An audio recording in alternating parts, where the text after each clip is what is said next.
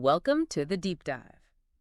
Glad to be here. Today we're going deep into U.S. foreign policy. Oh, interesting. But not just any old way, right? Right. We're seeing it through the eyes of Noam Chomsky. Chomsky. Yeah.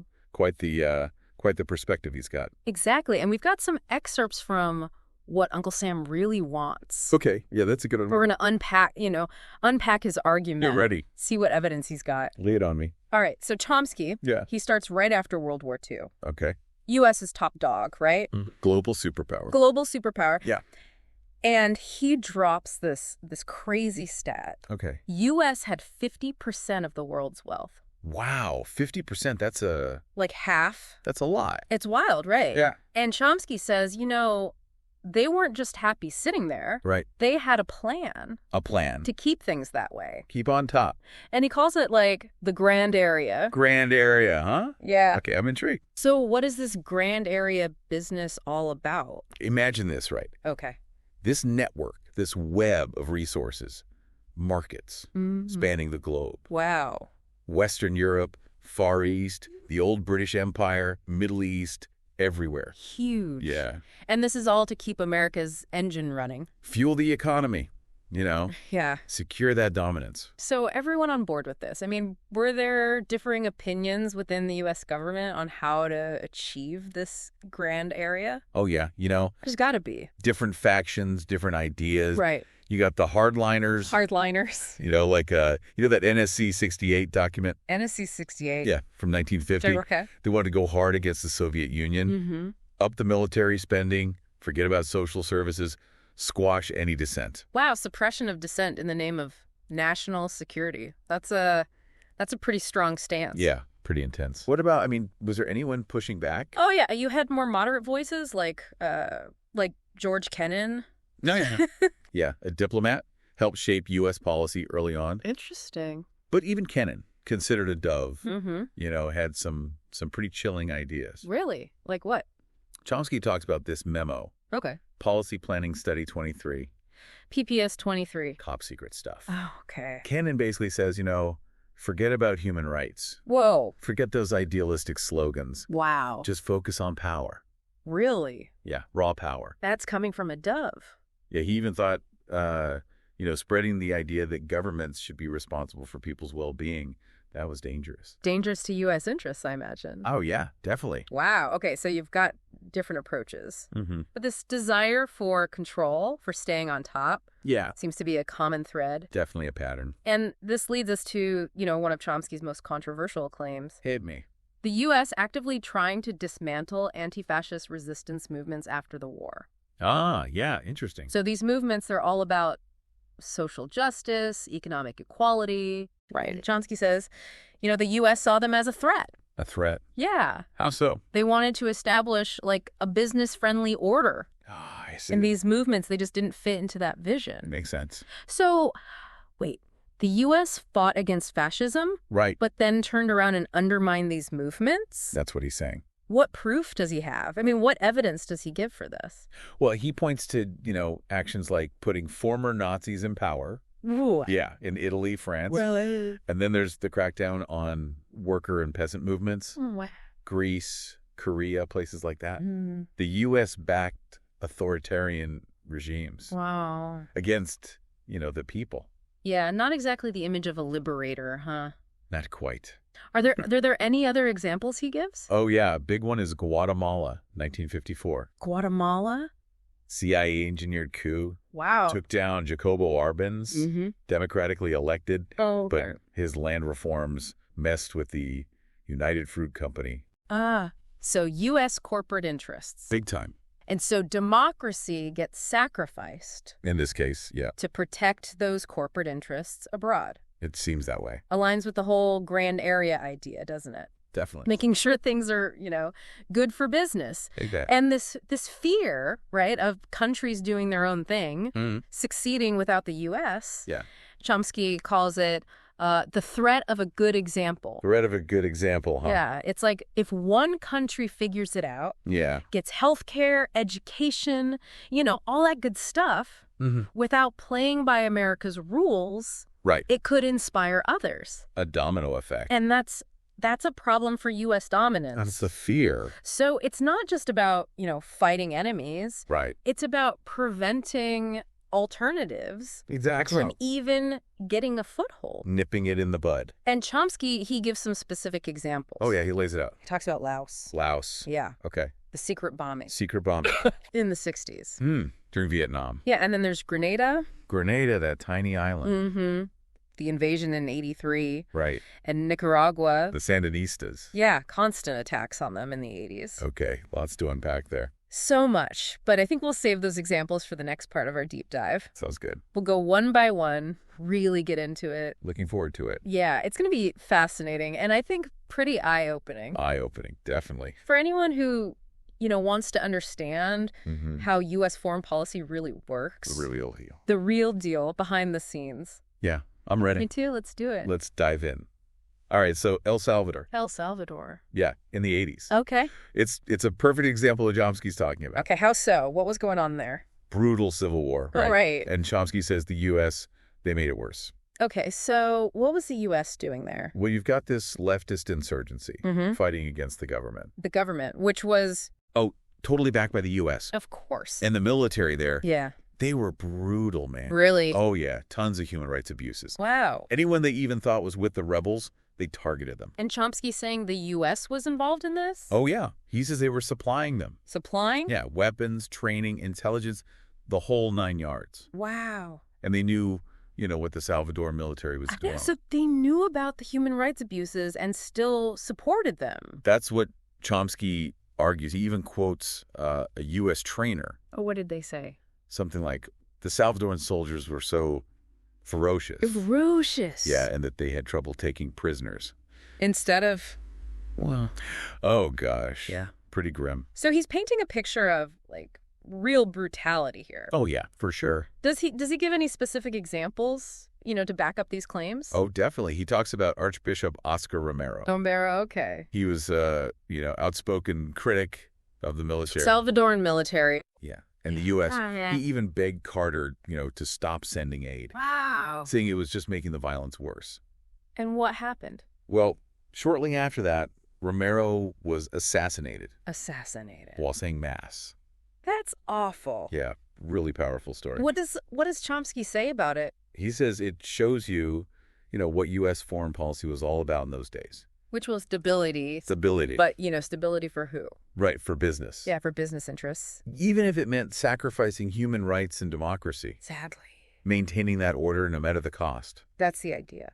Are there other events, in El Salvador that he uses to support this argument? Oh, yeah. He brings up the massacre at Rio Simple. Rio Simple? Yeah, 1980. Hundreds of civilians killed. Civilians? Yeah, women, children, whole families. Oh, my gosh. Honduran and Salvadoran troops. So brutal. And there were church observers there. Really? Yeah, they saw it all, documented it. But it got barely any attention in the U.S. So swept under the rug. Pretty much. Wow, that's really disturbing. Yeah. And Chomsky, he also talks about Guatemala, right? Guatemala, yeah, another country with a rough history. And, of course, U.S. involvement. Oh, yeah, big time. So what does he focus on there? He goes back to 1954. Okay. The coup, the CIA-backed coup. Right, that overthrew Arbenz. Yeah, Jacobo Arbenz. And just remind us why the U.S. was so against him. Land reforms. He was redistributing land from the United Fruit Company. United Fruit Company, big player. Huge. And that was a threat to U.S. interests. Of course. So they labeled him a communist. The classic communist label. Yeah, pretty standard playbook during the Cold War. So they could justify intervening. Exactly. And what happened in Guatemala after the coup? Not good. Decades of civil war, brutal repression, the military government, the U.S.-backed military government. Right. And Chomsky points out the U.S. kept supporting them. Even though they were committing atrocities. Yeah, throughout the 70s and 80s. So the same pattern as El Salvador. Exactly. Death squads, massacres, terrorizing the population. Brutal to maintain control. Exactly. Yeah. Crush any opposition. This is really giving a dark view of how the Cold War played out in these countries. Yeah, not pretty. And doesn't Chomsky also talk about Israel's role in Guatemala? Yeah, he does. What did he say? Well, he talks about how Israel, they had all this expertise in security and counterinsurgency. Okay. And they became a key ally for the U.S. in supporting these regimes. So Israel was training the Guatemalan military. Yeah, providing weapons, helping them, with their repressive tactics. So this whole network. A web of complicity. The U.S., Israel, these brutal regimes all working together. Yeah, and who benefits? The people at the top. Exactly. The elites, the powerful. And the ordinary people suffer. Yeah, they pay the price. Okay, let's move on to Panama now. Panama, okay. Chomsky is really critical of the U.S. invasion there, right? Oh, yeah. He's got a lot to say about that. 1989, the one to get Noriega. Manuel Noriega. Yeah, wasn't he like a U.S. ally at some point? Oh, yeah, for years. Then he fell out of favor. And so they invaded. Officially, it was about drugs and democracy. Right. But Chomsky sees it differently. Oh, yeah. He's got a different take. What does he say? He says it was all about the canal. The Panama Canal. Uh-huh. Crucial strategic asset. Okay. And it was supposed to be handed back to Panama in 2000. Right. So the U.S. wanted to make sure they had someone friendly in charge. So control over the canal was more important than democracy or human rights. That's what Chomsky argues. And he's also critical of how the media covered the invasion, right? Big time. He says they were basically doing PR for the government. How so? They made Noriega out to be this monster. Okay. Focused on his human rights abuses. Which were real, right? Oh, yeah. He was a dictator, no doubt. But the U.S. had been supporting him for years while he was doing those things. So it's like selective outrage. Exactly. Only when it's convenient for U.S. interests. That's the point Chomsky's making. And he compares Noriega to other dictators. Yeah. He says, look at Trujillo in the Dominican Republic. Okay. Or Somoza in Nicaragua. Yeah. Marcos in the Philippines. Those guys were worse than Noriega. Way worse. Far more brutal. Wow. But they were U.S. allies. So they got a pass. Pretty much. Wow. So it's all about whether you're playing ball with the U.S.? Yeah, that seems to be the key factor. Okay, so Chomsky's analysis goes beyond these specific cases, right? Oh, yeah. He looks at the big picture, too. Right. He talks about the world becoming tripolar in the 70s. Tripolar. Yeah. 3 big power blocks. Okay, who are we talking about? Japan with the yen. Okay. Europe, led by Germany. And the U.S., of course, with the dollar. The big 3. And Chomsky says the U.S. saw those other blocks as rivals. Of course, competition. Yeah, and they wanted to stay on top. So how did they do that? Control key resources, oil especially. Makes sense. Prevent any challengers from emerging. All about maintaining that grand area. Exactly. Okay, I want to talk about the Gulf War now. The Gulf War, yeah. Because Chomsky, he offers a very different perspective on it. Oh, yeah, he does. What does he say? Well, he says, it wasn't just about Kuwait. Not just about liberating Kuwait from Iraq. Nope. He says the U.S. had other goals. Oil. Control over Middle Eastern oil. Right. And showing off their military power. Asserting dominance. Exactly. Reminding everyone who's boss. So he's saying they used the Iraqi invasion as an excuse. A pretext, yeah. To achieve these broader goals. That's his argument. And he also points out the hypocrisy, right? Oh, yeah, big time. The U.S. talking about liberating Kuwait. Right. But they'd supported so many dictators themselves. So many. So it's a double standard. Absolutely. And Chomsky also says the U.S. blocked diplomatic solutions. Yeah, they wanted war because it let them flex their muscles. Show their military strength. To the whole world. So the Gulf War was basically a power play. According to Chomsky, yeah. Wow, this is really making me rethink things. It's powerful stuff. It is. And Chomsky doesn't just focus on what the U.S. does abroad. Right. He also talks about how the American public gets manipulated. The propaganda game? Yeah, how does he explain that? He uses this term, doctrinal doublespeak. Doctrinal doublespeak. Yeah, basically it means they twist language to serve the powerful. So, what are some examples? Well, he says, look at how they use the word democracy. Democracy. Yeah, they'll call a regime democratic, even if it's, not democratic at all. Right, especially if they're friendly to business. Okay. Or free enterprise. Free enterprise. But the government's constantly intervening to help corporations, the wealthy. So it's not really free. Not in the way they make it sound. And then there's, defense against aggression. Which can actually mean U.S. aggression. Exactly. So they manipulate language to hide what they're really doing. That's the idea. And the media plays a role in this, right? Oh, yeah, big time. What does Chomsky say about the media? He says they're often just repeating what the government says. Like a mouthpiece. Yeah, and they frame events in a way that supports the official narrative. So the public doesn't get the full story. Nope. And anything that challenges that narrative gets ignored. Or downplayed, yeah. So it's like a constant stream of propaganda. That's what he argues. Makes it hard to know what to believe. Definitely. And what about the war on drugs?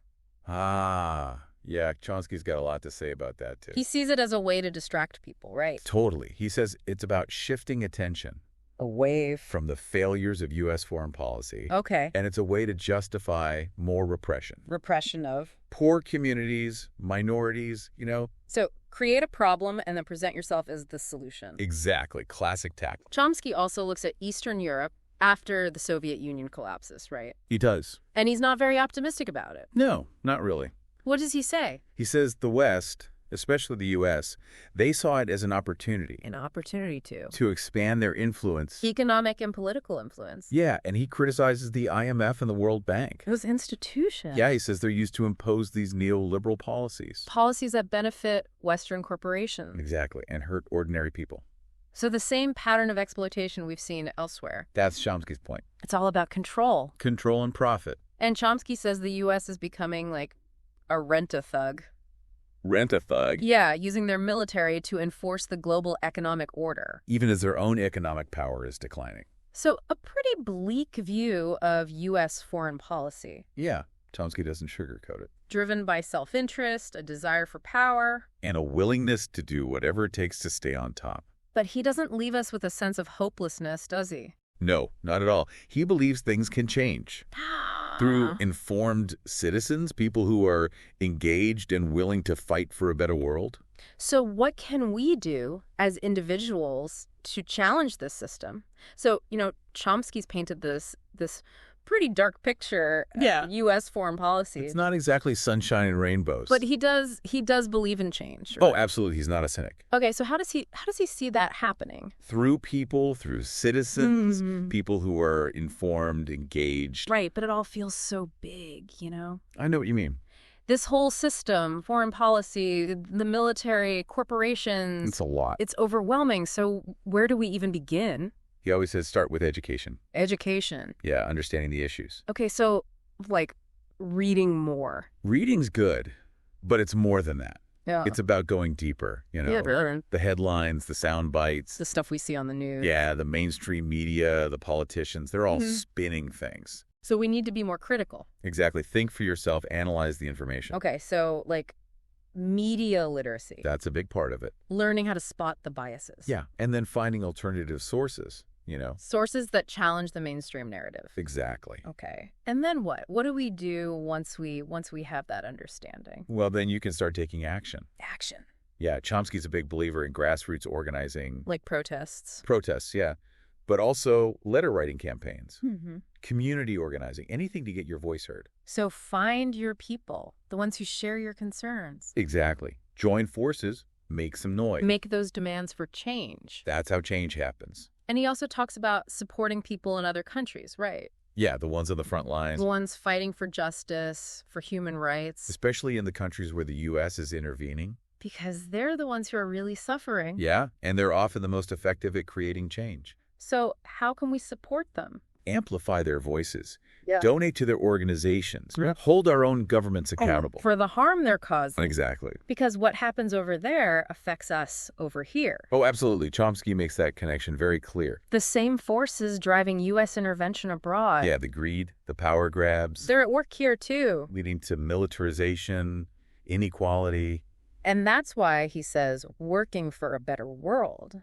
It means tackling these issues everywhere. Both at home and abroad. Yeah, it's all connected. It really is. Wow, this has been quite the deep dive. A real journey. It's eye-opening, but also, kind of heavy. It's heavy stuff. But important, I think. Absolutely. We need to grapple with these truths. Yeah, so we can start building a better world. More just world, a more peaceful world. Exactly. So as we wrap up this exploration of what Uncle Sam really wants. Oh, you book. We want to leave you with a question. Okay.